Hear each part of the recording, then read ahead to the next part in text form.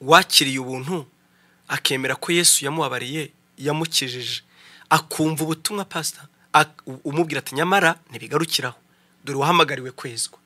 nkuko abidusomeye mu Abaheburayo 10 umurongo wa 10 11 10-14 hatwereka rwose uwo murimo warangiriye muri twe wo kwezwa ariko 12 nanone 14 akavuga ati mugira umwete wo kwezwa no kubana n'abantu bose amahoro kuko utejejwe atazabona umwami none nkibaza iyo umuntu yanze uko kuri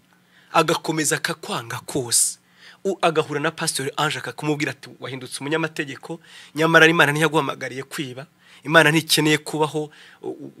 urabona hari abantu bitwaza ubuntu bananiye abo bashakanye ntabajura nkuko Dawidi abivuze yewe nyumujura yishimira kubana nawe ni umusinzi nta kibadakora mbega ubuntu ahubwo bwamuhaye favor yo gukora bya bindi byose esongu iherezo rye niriye aje chanduta wanigeze byukuri wakira Kristo aje ndaduta kuko ndabona mu gitabo ca Yohane wa mbere Epître de Jean turabona Yohane ko aravuga ko abantu bigisha agnostic bigisha idini rindi gagaze kuri raisonnement n'ibiki kandi bari muri church bagakana icaho kitabaho igitabo ca Yohane bariko arakosora abantu bangwa icane kibaho ukeneye raisonnement ukeneye kugaruka conscience kumenya ko ikintu kurakora ari kibi urabona abo bantu barahari mbwa Yohana ashavuga ngo abo bari muri twebwe ariko ntibara bacu urumva ils étaient parmi nous mais ils n'étaient pas de nôtres bisigura yuko urashobora kumenya imwe bavuga ukumva ko ntitubona ngaha example ngaha muri Amerika ugiye abantu b'amashengero ngaha yuzuye ngaha nuko bose ari born again no n'abahorije n'abanyedini n'abakristian nomino ku mazina mbuze Amerika ko nihomba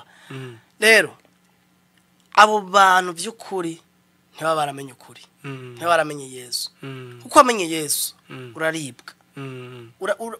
naho woja mu mafuti uyajamwo ubuza amahoro nta ushobora kwishima na gato oya ntibikunda wamenye Kristo nico kandi inyota yawe kuko ibiri tugira ngo dukunda Yesu n'urukundo rutagira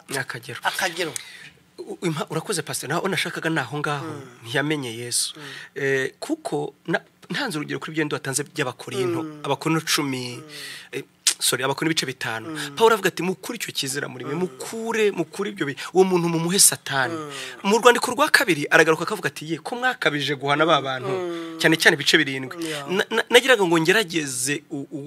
kwizera kwanyu ngerageze ugutungana kwanyu mbagerageze ndebe koko namwe mudafatanije n'abakora ibizira bimeze bityo none mwarabinyeretse atariko mwarabahanye cyane ni mugarura abavandimwe batatakara bagaruke muri mwe icyo rero ngarukaho niki ntacyo umuntu atakora mu by'ukuri umwuka wenge niko mbyemera ubugingo bwatabwegereje Yesu umuntu ashobora kwakira Yesu ariko ntasabane nawe la vie spirituelle ye igakonje fellowship n'Imana ntibeho ugasanga niyo mpamvu nyene kamere merikayobora we akabyimye Paul avuze ngo ntimugahe ingingo zanyu kamere ngo ubone gukora ibyirarikira kuko umuntu atayobowe n'umwuka tumviye umwuka kamere igakorera muri we ibyo birashoboka nibyo bitubaho twese dusanga twaguye ariko icyo nibaza ni igihe noneho nabagira Ange cyangwa Ange yabwira Senga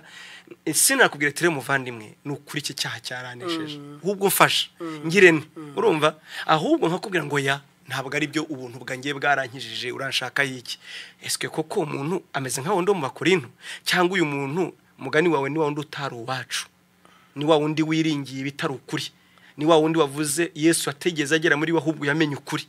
nibyo je nibaza ko abari umunyedini abari umuntu ari mu idini ari ngaho atigeze experimenta cyakintu twavuga cyo kumeneka umutima cyo ko Yesu azakahindura ubuzima bwawe ahaguhindura aba babiri ngaha mu mutwe ariko ntibabirashika ngaha kurumva ko hari abantu batanga temonyaje navukiye mu ishengero nkura mu ishengero ndarimba nkakora n'ibikogwa by'Imana je nigeze kuja kugirisha igiterane mu ishengero rimwe ry'Uburundi ishengero rinini rizwi bari banteguye igiterane nje kuyigishamwo nimeje kuvuga haje nk'abantu 40 kwakira Yesu muri abo benshi bari mu mirimo bari muri za protocole baririmbye nkabona namwe baza imbere ko arafuka mari ko bararira nkashaka basubiza inyuma mugabo message bari bumvise ko by'ukuri bari mu bikogwa ariko batari born again abo rero barahari kandi amavese babayazi babazi gusobanura ivy'Imana babazi kuvuga Yesu ashimwe nibo bagira imanza bagatangura gusenga byose barafungura bagasenga byose barabikora ariko indani bimeze nabi barabatandukanye n'umuntu akoranigana dufate bibiri bashaka twese tufite ibintu usanga bitugora kandi Paulo yavuze ngo ni cyaki twizingiraho vuba kandi biratubwira ngo nuko twaturanirira ibyaha kwaturanirira ibyaha kuza kubwira ngo senga ngo je ngo bona ngo nakoze boya no kugira umfashe umudresse usengere inyakompanye mu rugendo ndimwo ukuyambura ico kintu rero umuntu ariko arashaka kuva mu ivyo bintu nundi mva ko ari bisanzwe je mvuga ko dakijije